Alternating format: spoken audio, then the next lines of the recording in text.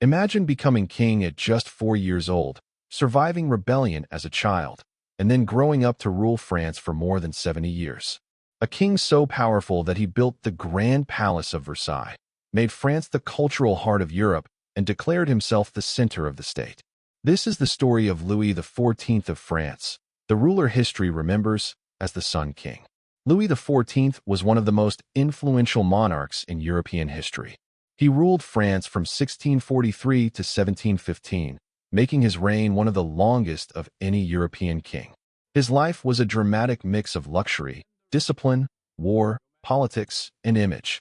More than almost any ruler before him, Louis understood that power was not just about armies and laws.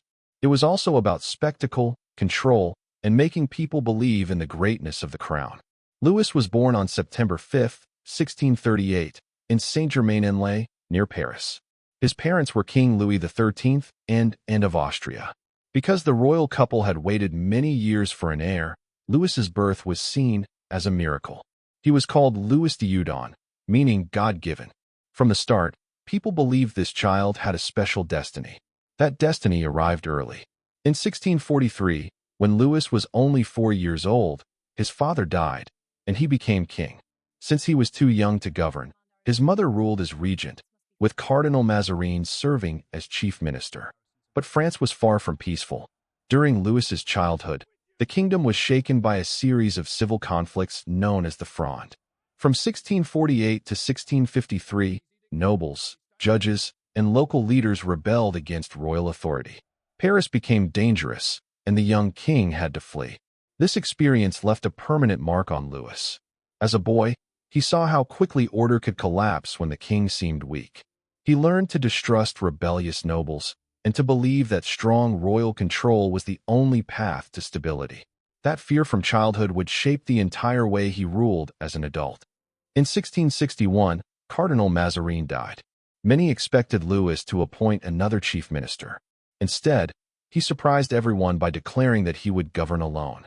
He was just 22 years old, but he was determined to rule directly. This decision marked the true beginning of his personal reign. Louis XIV became the greatest symbol of absolute monarchy.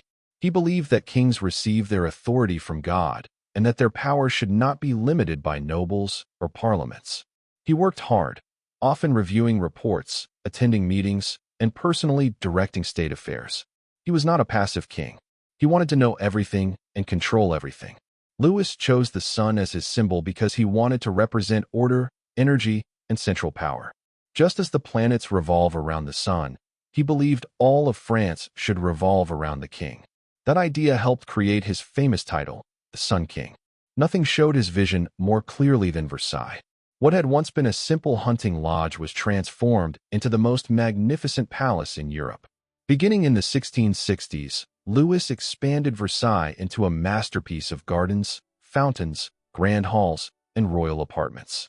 It became a symbol of beauty, wealth, and power. But Versailles was more than a palace. It was a political machine. Louis brought the nobility there and surrounded them with strict court rituals and endless ceremonies.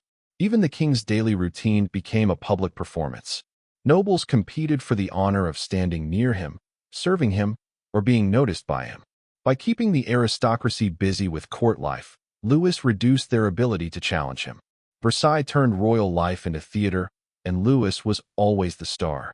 At the same time, Louis made France the center of European culture. He supported artists, writers, musicians, and architects. During his reign, figures like Molière and Racine became famous, and composer Jean-Baptiste Lully helped shape French court music. French fashion, French language, and French manners spread across Europe. Other rulers copied Versailles, copied French style, and copied Louis's methods of displaying power. Louis understood something modern leaders still understand today: image matters. His portraits were carefully designed to show him as majestic, confident, and almost larger than life. Every detail, from his clothing to his posture, reinforced the same message: this king was chosen to rule. Yet Louis's reign was not only about beauty and performance.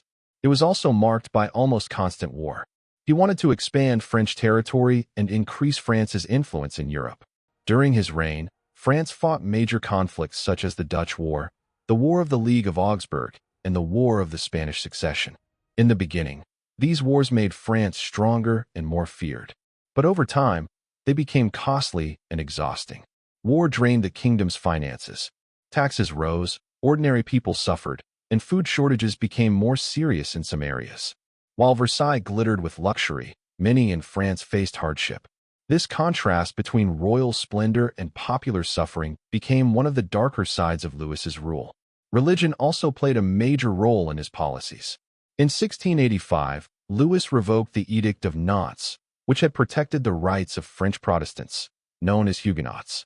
He believed religious unity would strengthen the kingdom. Instead, many Protestants fled France, taking their skills and businesses with them. This hurt the economy and damaged France's reputation abroad. By the final years of his life, Louis's kingdom was showing signs of strain. War, debt, famine, and personal loss overshadowed the glory of his earlier reign.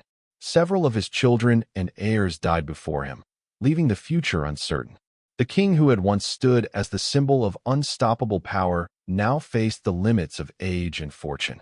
Louis XIV died on September 1, 1715, just before his 77th birthday. He had ruled for 72 years.